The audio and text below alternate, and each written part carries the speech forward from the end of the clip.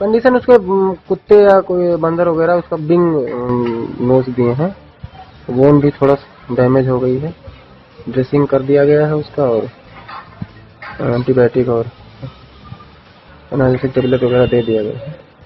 Dressing होती रहेगी तो ठीक हो जाएगा। मतलब उसकी कंडीशन सही है? हाँ कंडीशन है ही है, बस बिंग ही उसके टूटे हैं।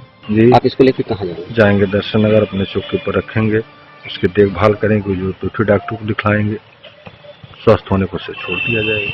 भारतीय बाल विद्या भवन स्कूल, ताज नगरी, गंगा विहार कॉलोनी, धांधुपुरा रोड, आगरा का ऐसा विद्यालय जो आपके बच्चों को देता है संपूर्ण विकास, शिक्षा के साथ साथ संस्कार, मस्तिष्क के साथ साथ स्वास्थ्य हेतु खेलों की समुचित व्यवस्था, हाईटेक एजुकेशन, कंप्यूटर शिक्षा, सुरक्षा हेतु सीसीटीवी कैमरों की निगरानी में शिक्षा, प्रशिक्षित शिक्षक शिक्षिकाएं, हाई एजुकेटेड मैनेजमेंट, लाने ले जाने के लिए बस सुविधा।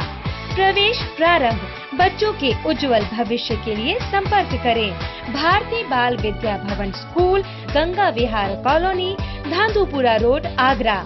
कॉन्टैक्ट नंबर 9411084214 और 9953737799।